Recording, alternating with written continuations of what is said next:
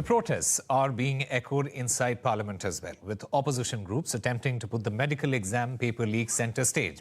There's also pressure against other bills, including a proposal to criminalize insults towards the national song. Now, if passed, it will see the Vande Mataram put on the same legal footing as the Indian National Anthem. It's called the Prevention of Insults to National Honour Bill, and it will make willful insults or disruptions a criminal offence. Effectively, it will put Vande Mataram under the same 1971 law that protects the flag, the Constitution and the National Anthem.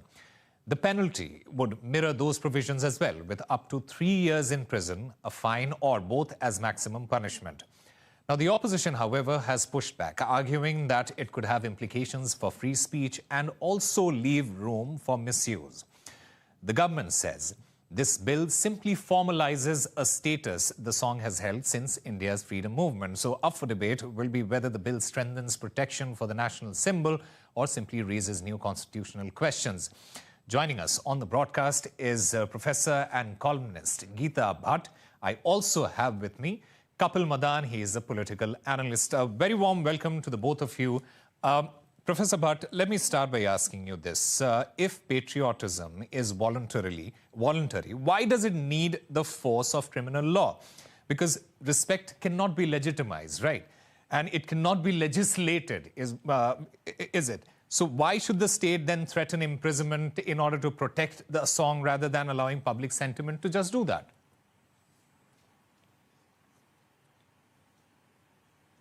Well, by the same logic that you have just put forward, I think there should not have been any need to give the constitutional protection, in its act to the Constitution and to the National Anthem also. But that very much stands in the, National Act of protecting the honor of our national anthem as well as national song and as well as our constitution. So it is important to understand, and it is rather very unfortunate that, more than 75 years of independence, we are still struggling and there is a polarization among the political parties. It is not in the masses. Let us be clear about it. It is the political parties which are trying to polarize over the national anthem, which is just being given the same status as the national anthem in the amendment that has been proposed in the parliament. You see, Vande Mataram, it has been the symbol of the resurgent nationalism during the time when we as a country were fighting the British. And there are innumerable freedom fighters who were inspired by Bankim Chandra Chatterjee's words of of this national song, which later became a national song, Vande Mataram. There are innumerable instances, and it was not only that. Vande Mataram at that time, when in 1905, Curzon, who was the Viceroy of India at that time, when decided to divide Bengal just to nothing but to polarize, do polarization between Hindus and Muslims. It was Vande Mataram which stood as a uniting force, across all religions, caste and creed. Yeah. In fact, there were such brutal actions which were taken on the people of this country. There were small boys, 200 boys in Kolkata in 1905. They were penalized, each boy ₹5. Imagine what was the value of ₹5 in 1905. Just because together they decided to, to come together and sing Vande Mataram. Yeah. This, when it was realized by the British forces that this has become a uniting force, they banned, singing and playing of the Vande Mataram anywhere in the country. Okay. So it has, the kind of emotional, cultural and the spiritual attachment which this country has with this song, which represented the resistance against the British, is something that needs to be given the same due respect in our constitution also. Okay. And this should not be something which political parties should actually come out. All right. Okay. Mr. Madan, do respond to what Professor Bhatt is saying. If burning the national flag or insulting the national anthem, it is already a criminal offence, why should Vande Mataram be treated differently? Now, Sama, I'll make, very quick points. And my first point is that, we are talking about patriotism, and you can't expect patriotism by imposing a fear of imprisonment. Patriotism is all about trust and love in our nation, and not because, there is any fear of law. Now, my second point is that they are saying that they will criminalize insult. I'll just take your, viewers to our judgment by Justice Nariman, which was called Shreya Singhal, that also penalized, there was Section 66 under the IT Act, which the court said that it is manifestly arbitrary, because what will be the standard, what will be the test that will define what would amount to an insult. Now, what happens? You can't rule out a possible misuse of laws like this, where there could be a situation where these kind of laws are being used, or they may be used as a political policing. So the fact remains, and who will decide what is an insult and what is not an insult? So to my understanding, this appears to be another tactic wherein you are trying to deviate the attention from all the burning issues. Again, it's a step in another direction of polarization, where you don't want to talk about other burning issues like NEET exam. We have protests going on in Delhi. That's called the cockroach protest. Again, this is another attempt. It's a smoke screen which is being created so that you are busy discussing these issues, which really does not take the nation forward. As you said, we already have laws, system, etc. in place, and if someone has committed, any wrong, he'll be penalized. But to penalize or to, instill a fear of imprisonment or instill a fear of criminal prosecution, and you seek patriotism as a result to it, I think it's completely erroneous and misconceived. Professor Bhatt, do respond to what Mr. Madan has said about who decide what exactly insult is, and his argument that this is simply a smokescreen to, mask all the burning issues right now. Also, there is this question about where does this stop? Today it's Vande Mataram. Tomorrow it could be similar protection for other national symbols or slogans or historical figures. So how do you draw a constitutional line then?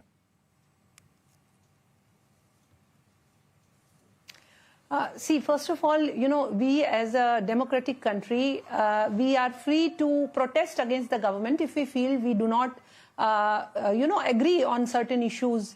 But at the same time, it is basically trying to, and no one is, but why is it that the opposition is confusing protesting against the government and protesting against including the national song of the country, giving the same protection which is being given to the national flag, to being given to the national anthem and to the constitution. Article 51A very clearly, it lists that there should be respect for the constitution, for the national flag and for the national anthem, and it is a fundamental duty. Why is it that it does not include the national anthem? What is it? Why is it that the opposition is so much against inclusion of, of a poetry which has been a symbol to which each one of us identifies when we look at our freedom struggle against the British? What is making them shy away from it? Why is it that it is being confused with protesting against the government? Protesting against the government is a totally different issue. So it seems that, in the name of protesting against the government, they are actually protesting against the national anthem, national song of the country. But Professor Bhatt, you didn't answer my other part of the question. I mean, today is Vande Mataram, like I said. Tomorrow it could be a similar protection for the national symbols and slogans or any historical figures. Where does this stop? And how do you draw a constitutional line then? You see, I think all of us, we would, as responsible citizens of this country, we all feel, and I don't think anyone who is an Indian, who is a Bharatiya, is going to shy away from saying it, that they would like that each one of us should respect our national heroes, our constitution, our national anthem.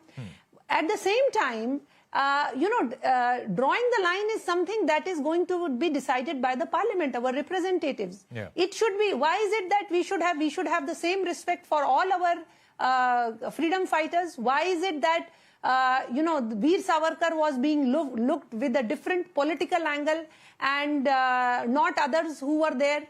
So each one of them had a very important, valuable role to play in the struggle against the colonial rule. And each one of them needs to be respected. It is rather very strange that for such a long time, the governments who were there in power, they did not think about it. They did not want to give the same due respect to the national song of the country. Okay. Mr. Madan, a very quick word from you. If Vande Mataram is central to India's freedom movement and national identity, as Professor Bhatt has pointed out, should the law not recognize that significance in the same way it recognizes the national anthem? So let me be very clear. Osama, Vande Mataram deserves the highest respect, but the issue is not respect. The issue is whether the state can criminalize and penalize patriotism. No, I just ask one question to myself. When you have a situation like this, our good friend Geeta ji, she said that, it deserves respect. We agree that there is a respect, but what is the standard? For example, if someone is not showing respect, does that mean it's an insult? And what would exactly amount to an insult? Now, for example, if someone is not singing Vande Mataram, let's assume for a minute, will you put him in behind bars? Is my question. And which agency will decide, which prosecution agency will decide which agency will decide whether this amounts to disrespect or not? Okay. Who will decide? Is it not giving a tool wherein we are trying to effectively become a police state? Can I just get 10 seconds? Professor Bhatt, very quickly, make your point, ma'am. Yeah. Yes. So the proposed bill, as far as it is in my knowledge and reported, it talks about giving respect and not causing any hindrance in playing of the national song or the national anthem. It does not talk about singing of the national anthem or of the national song. So there is nothing else in Section 3. What already exists, the same due status is being given to the national song of the country. That is all. So I think there is a lot of political twist which is being given Professor Bhatt, and trying to bring a forced patriotism. Bhatt, but it is, let's talk about a situation. Yes. Professor Bhatt, let's talk about a situation. If the national song, if Vande Mataram is being played outside a place where it might cause hindrance to other people, in that case, if somebody opposes it, does that count as count as an offense, count as a crime? What is it then? Well, Osama, how is it that a 3-minute song which is a representation of the resurgence of nationalism during the British time, how it can be too? I don't think any Indian can feel disrespectful, and it very clearly says that it is in the government programs as well as in the educational institutions. It is going to be mandatory as it is for the national anthem. It is the same status that is being asked for. Okay, all right. Should the love for the nation be something that the Constitution protects, or something that the citizens are free to express in their own way, even if others find it